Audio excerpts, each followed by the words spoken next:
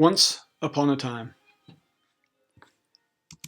Once upon a time, a young factory worker made her way home through the snow-covered streets of Utica, New York, a town as familiar with lake-effect snows as Youngsville was. She was tired and glad to finally be looking at snow and the soft glow of cold street lamps, instead of the infinite patterns of the electronic circuit boards that she had assembled every night behind locked and guarded doors. She was 26. Her baby was a month beyond 2 years old, and her little girl was 8. As she approached home, she could see that something was wrong. It was midnight, yet the front door was hanging wide open. There were lights on inside of the house. The porch light was casting shadows to the driveway, but everything was still. Why? She grew anxious. As she got nearer the house, something looked very, very wrong. The snow next to the sidewalk was dirty. Not dusty dirty, not ashes and salt dirty, but dirty like someone had been squirting stuff from a turkey baster left and right of the sidewalk. Something dark, something she didn't immediately recognize. She began to panic. She moved quickly toward the door and gasped when she realized what she was seeing. Trailing from inside as far as she could see and outside across the porch and down the front steps were spatters of blood. Lots and lots of blood. Nothing in her head made sense. Where is my husband? Where are my children? What am I seeing here? She was now screaming and running as fast as she could. Without knowing why, she was following the trail of blood, spatters and drips and streaks with footprints in the puddles, little footprints and big footprints.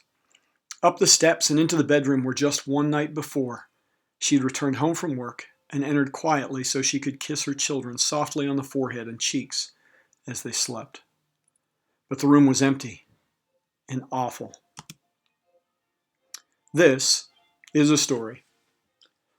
A story that is, by my own admission, cruelly unfinished. That was on purpose. You are a story. Do you know that? Do you see that? You are also unfinished. When someone asks you what the commencement speaker talked about at your graduation, your answer should be, my story. Yes, your story. As you have grown, you've been given more and more control of your own narrative, and some of you have taken up the pen to your story and begun writing feverishly, owning your outcomes, as we say. But some of you have not, and that's okay. Today is a fine time to begin authoring your own story.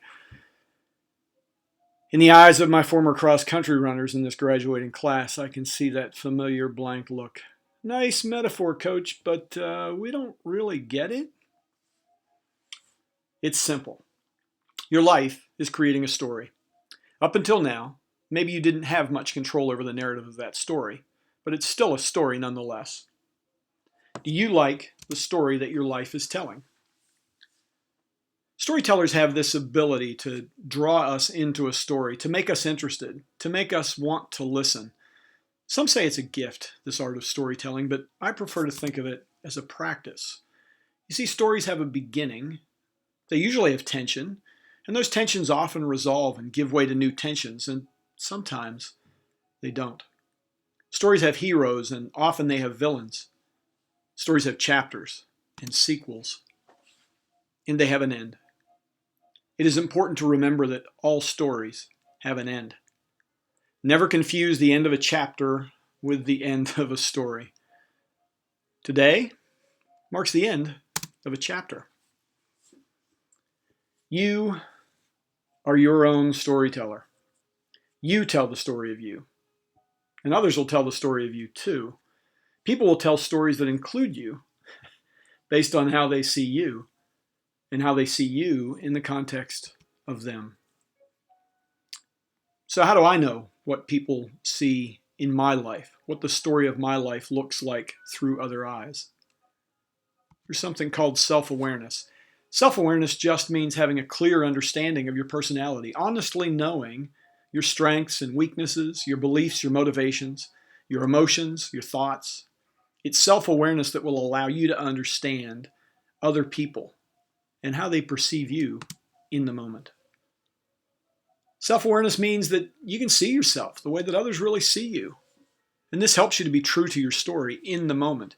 When overwhelming circumstances conspire to own your story, to take your story from you, it's self-awareness that allows you to take it back. But knowing who you are isn't everything. If you don't remember where you want to go. Remember Alice's exchange with the Cheshire Cat? Would you tell me, please, which way I ought to go from here?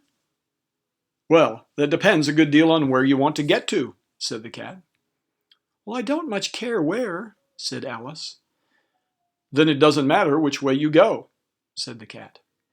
So long as I get somewhere, Alice added as an explanation. Oh, you're sure to do that, said the cat, if you only walk long enough. You will end up somewhere. The story is yours to write. And while you are writing your story, please remember that every story has an end. The only breath you are assured of is the one that you just took. Now, none of us wants to die, yet death is the destination that we all share. It is life's change agent, clearing out the old to make room for the new. Your time is limited here, so don't waste it living someone else's life. Steve Jobs once told us that he used to look in the mirror every morning and ask himself, if today was my last day on the earth, would I be doing what I am about to do? He said when the answer was no, too many days in a row, he knew it was time to change. Please understand that all of the thinking in the world won't change your story. Stories aren't about people thinking, they are about people doing. Humans are the only creatures on the planet capable of imagining the future and then creating it. So imagine your story and then create it. And God made humans as the only creatures on the planet capable of love. Giving love and forgiving others will make you satisfied. Forgiving others is hard, but it will free you to love. So make sure that your story includes love. Love, then forgive, then love some more. So go. Write your story. Write the story of you. Know who you want to become in this chapter of your story. Own your mistakes. Look forward. The pen is yours. Don't give it away. Back to our heroine. On the floor beside the bed, Charlotte saw a broken glass and a puddle of blood. She ran down the stairs and out the front door, screaming as loudly as she could, "Someone help me! My family has been killed and taken away! Someone please help me!" It was 1962. There were no cell phones. There was no 911. Julia, the mother of 4 children from next door, came out of her house and said, "Charlotte, there's been a terrible accident. Ernie and I will take you to the hospital." And on that ride, Julia explained how Charlotte's little boy had fallen out of the bed onto the glass and it broke, cutting his head badly. That was almost all she knew. It was all Ray managed to get out as he pounded on her door at midnight to say that he was leaving to take the baby to the hospital. Christy was with him at the hospital. That was really all she knew. At the hospital ER, the nurses and little Christy had been waiting for her to arrive. Christy hugged her and sobbed, "It's going to be okay, Mom. It's going to be okay. They said it's going to be okay." Charlotte shook as she squeezed Christy's hand, and they followed the nurses back into the ICU, where her baby was asleep on a bed, tubes and wires clinging to his tiny body, and bandages on his tiny head. My God, he looks awful. He's lost a lot of blood. We gave him blood, and we got all of the glass out. There shouldn't really be any permanent damage. So he'll be okay. He'll be normal. He can walk and talk and play and climb. Yes, we think he should be fine. It was a freak accident. Those stitches, all 33 of them, will be out in a couple of weeks. And in just a few short years, there will be just a little scar. Kids heal really well from this sort of thing. He probably won't remember any of this. Well, as you've probably guessed by now, I was that little boy in the hospital in Utica. That is how the second chapter of my young story began. Charlotte was my mother. She had spent her evenings assembling electronic parts for the Apollo spacecraft. Her story was already many chapters long and getting more interesting by the minute. And so does mine. My story will forever be entwined with yours because on this day, At this hour, our stories shared a moment. I was here because of the choices I made in my story, because I chose to be part of your story in this community in 2007, and because through good times and bad, we did life together. Some of the very best parts of my story will always be here, in this town, in these times. So now it's your turn. Go. Take your story out there. Imagine it. Create it. Fail spectacularly. Then dust yourself off and go try again. Never forget who you are. God has given you the pen of your life for this time. Do something with it. So I said all of that to say this, as my cross-country runners have heard so many times. Be who you is, because if you ain't who you is, then you is who you ain't.